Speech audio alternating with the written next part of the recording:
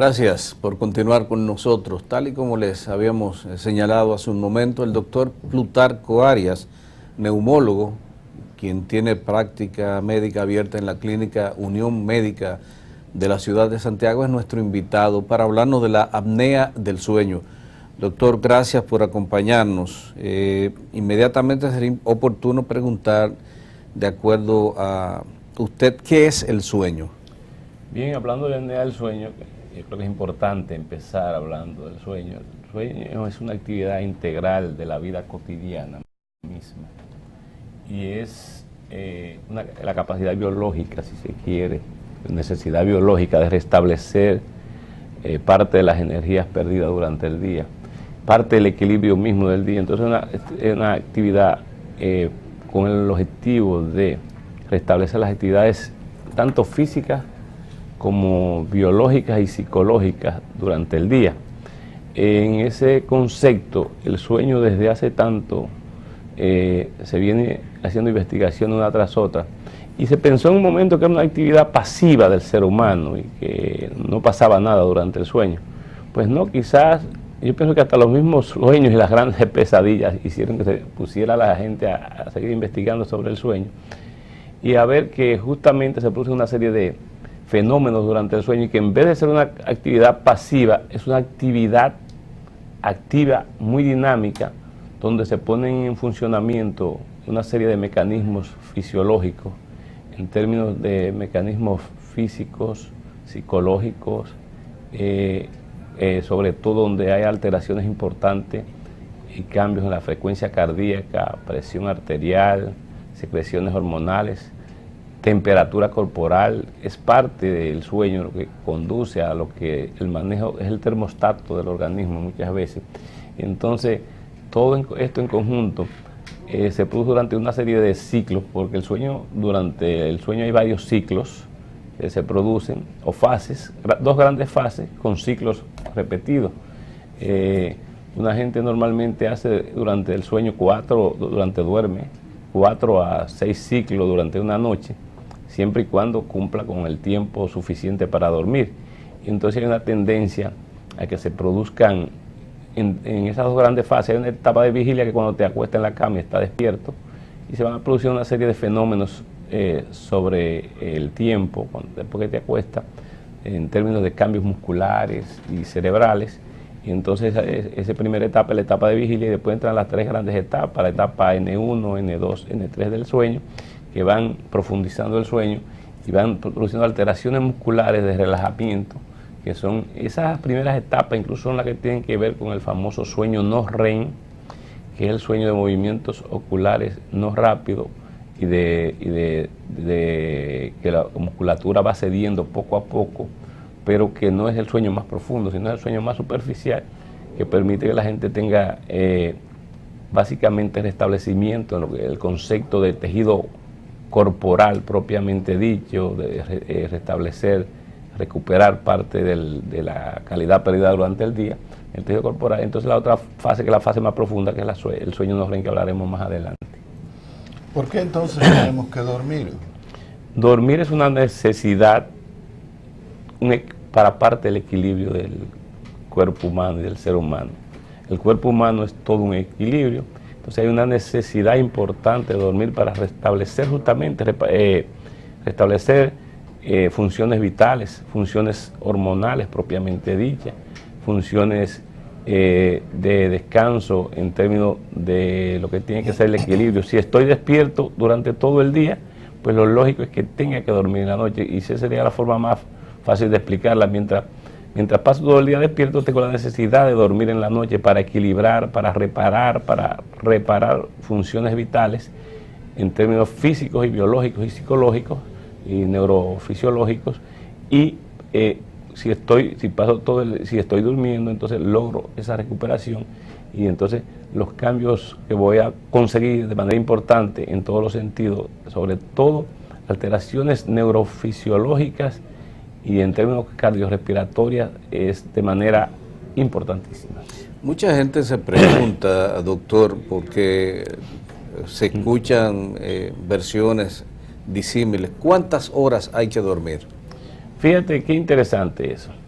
Lo ideal, ahorita decía que un ciclo de sueño duraba de 4 a 6, teníamos 4 a 6 ciclos por noche, que teníamos 90 minutos promedio cada ciclo de sueño. Incluso para tú llegar al sueño REM necesita al menos 90 minutos durmiendo la primera fase, la primera 3 fases de N1, N2, N3 y pasar al sueño REM, que es el sueño reparador, el sueño más profundo. Tú necesitas por lo menos 90 minutos y eso ocurre y para tú volver otra vez a otro ciclo de sueño, normalmente ocurre entre 110 y 120 minutos, o sea, pero lo importante, dice que si tú duermes 5 horas diario, tú puedes mantener tus funciones vitales más o menos equilibradas. Pero para tú hablar de bienestar de sueño, tú necesitas de 8.3 horas, 8 horas y 20 minutos, 8 horas y media durmiendo. Es lo ideal, que tú duermas durante todo el día. Y eso es importantísimo porque eso te va a producir justamente lo que es establecer función vital. Se ha llegado a la conclusión, este es un dato muy importante y reciente de estudios, que la gente que duerme menos de 7 horas, el que duerme menos de 7 horas vive menos que el que duerme menos de 8 horas y media, pero el que duerme más de 9 horas también tiene tendencia, porque ahí se acerca la obesidad, la depresión, etcétera. El que duerme más de 9 horas también tiene problemas. ¿Esas 8 horas son continuas o puede ser? No necesariamente continua, tú puedes dividir. La gente que duerme 7 horas 6 horas y media en la noche, en el día, y quizás te duerme 1 hora de siesta. O sea, básicamente no es con la psicorrigidez, es decir, son 8 horas exactas, bueno, tú vas a dormir, pero lo ideal es que tú duermes entre 6 y media, 7 horas a 8, 7 horas a 8 horas y media, es lo ideal. Y yo pienso que eso da, o sea, cuando se habla de bienestar total, estamos hablando de la gente que duerme 8 horas, recibió bienestar total de sueño, tiene un sueño reparador siempre y cuando no tenga apnea del sueño, porque te puede acostar 10 horas en una cama y entonces, si tienes apnea del sueño, tú no descansaste y las funciones vitales no se reparan, todo lo contrario, hay un problema mucho más serio que eso.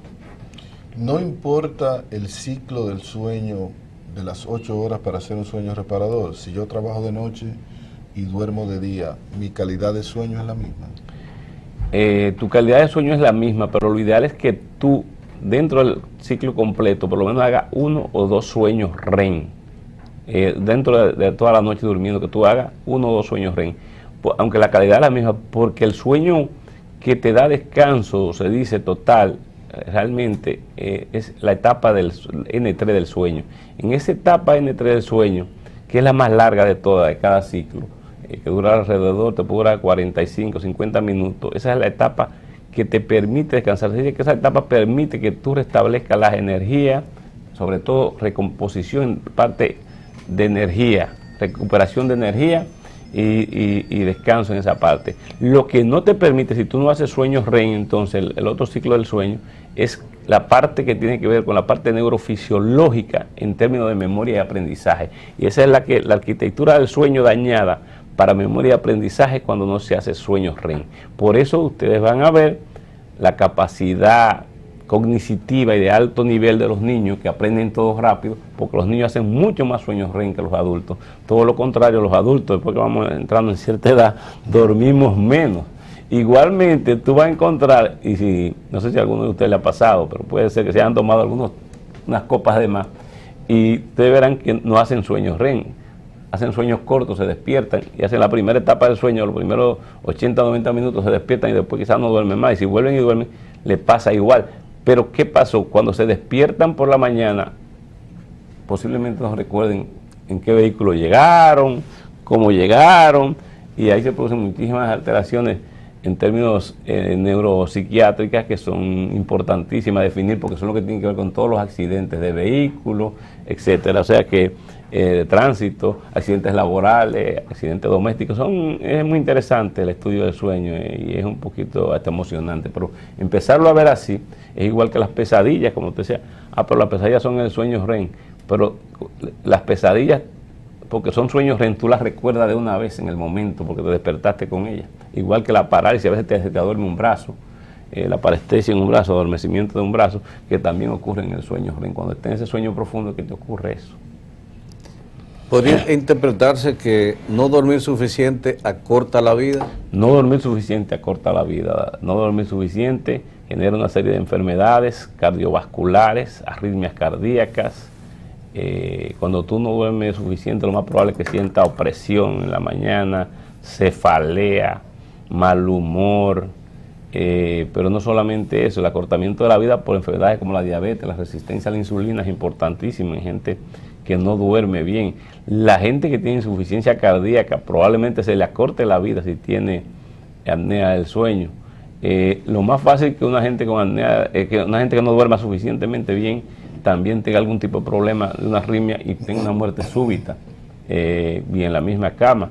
O sea que, y alteraciones psiquiátricas, depresión, producen acortamiento de la vida. Y te voy a ir un poquito más lejos. Las personas con cáncer, se ha demostrado que el estrés oxidativo de no dormir bien aumenta las tensiones y la persona con cáncer aumenta el número de pacientes con cáncer en un 12%. Y la persona con cáncer ya diagnosticados que no duermen bien, sobre todo si tienen apnea del sueño propiamente dicha, tienen una disminución en tiempo de vida, un 11% de ellos disminuyen y mueren 2 años antes. Si tienen una prolongación en términos de supervivencia de 4 años con un diagnóstico, se les reduce de manera considerable el tiempo de vida. O sea que no dormir bien arrastra muchísimos problemas, igual que todos los problemas neurológicos, depresivos, de ansiedad, psiquiátricos que se arrastran con esto. O sea, yo pienso que es algo a tomar muy en consideración, quizás más de lo que uno piensa. Yo soy de lo que creo que la mayoría del 50% de los pacientes con problemas de sueño están después de los 50 años, los problemas que se arrastran están alrededor de los 50 años, la mayoría, y muchos tienen que ver con apnea del sueño. Nosotros tenemos aquí a la izquierda al doctor Manuel Lora, que es una de las gente que mayormente maneja este tipo de pacientes. Lo digo porque conozco hasta qué nivel él está pendiente de sus pacientes con problemas del sueño, y pienso que en ese sentido es una de las gente que más está al día, porque hay un desconocimiento total en el concepto, la misma clase médica, los estudiantes de medicina, etcétera, etcétera. Yo quiero que tú me abundes sobre un concepto que tú hablaste ahorita, es el concepto del sueño MOR y el sueño REM, el sueño de los movimientos oculares regulares y el sueño profundo. ¿Cuál es el beneficio de cumplir esas etapas? Mira, el beneficio de cumplir esas etapas está en que cuando tú tienes las 3 etapas del sueño definidas, a la primera etapa es la vigilia y pasa, está despierto, el cerebro tiene ondas rápidas y cortas ahí en ese momento, pero llega un momento cuando tú vas avanzando, cuando entra ya en la etapa N1, entra a profundizar el sueño, todo va cambiando a nivel cerebral, todas las ondas.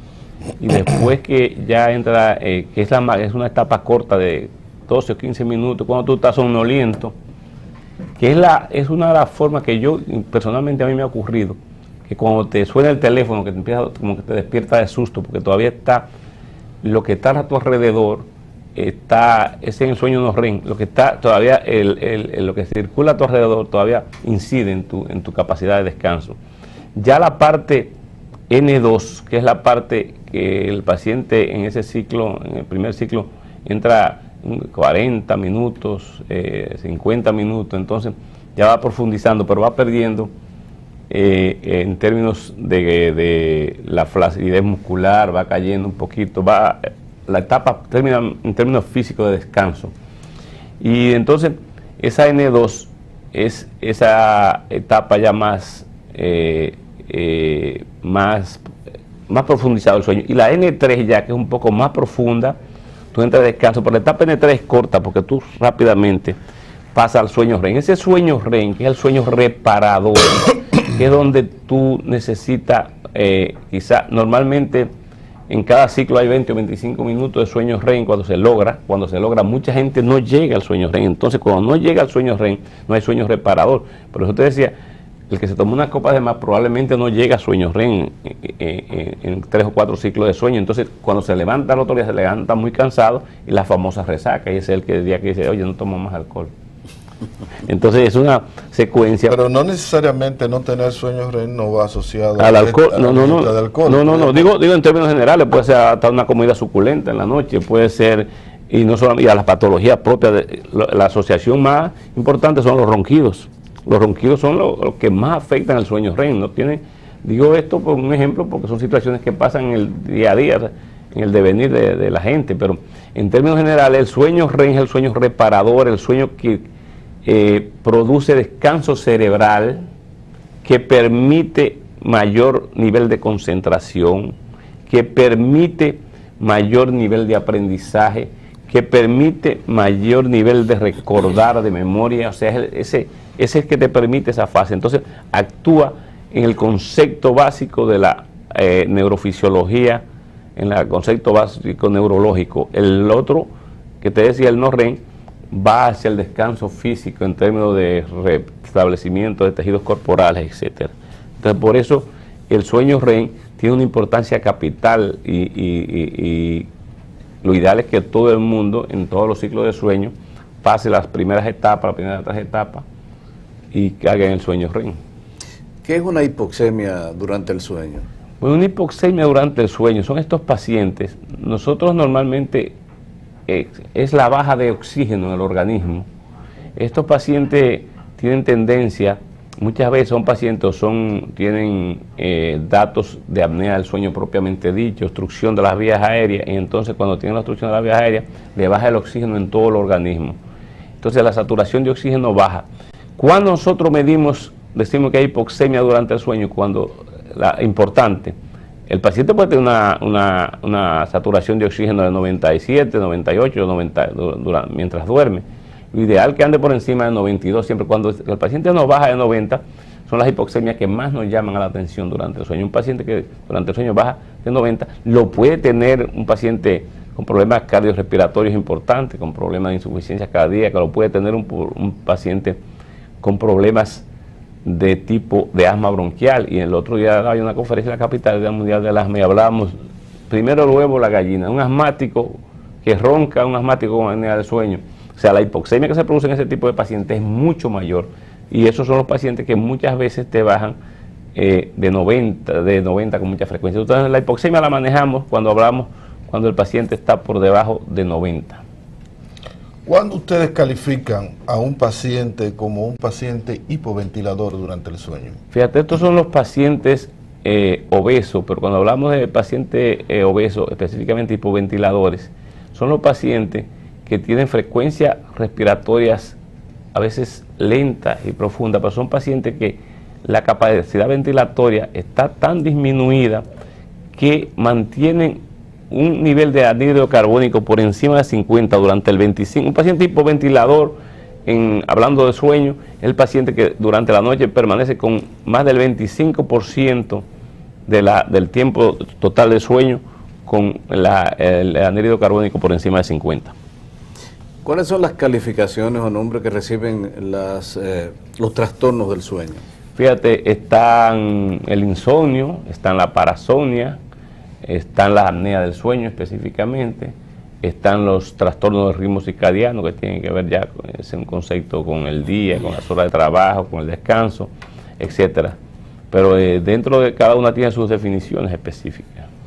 Entonces yo quiero que tú me digas a mí cuándo una persona puede ser calificada como una persona que sufre de insomnio. Si una persona que sufre de insomnio es aquella persona que tiene incapacidad de iniciar o mantener el sueño durante la noche, o es una persona que también tiene un estadio crónico de no poder dormirse o de despertarse continuamente. O sea, es la persona incapaz de mantener durante una noche un sueño reparador. Esa es la persona que sufre de insomnio. Y esa persona que sufre con la incapacidad de no iniciarlo, son gente que tienen muchísimos problemas, igual que todos los que tienen apnea del sueño. Son personas que tienen trastornos de tipo de falta de concentración, sobre todo, incapacidad laboral y sobre todo incapacidad de aprendizaje. Y a ellos se suman los trastornos psiquiátricos en términos de ansiedad, en términos de depresión, son muchos, y en términos de irritabilidad durante el día. Entonces ese tipo, que es una patología como cualquier otra, y porque las alteraciones todas del sueño tienen liberaciones hormonales importantes, serotonina, melatonina, etcétera.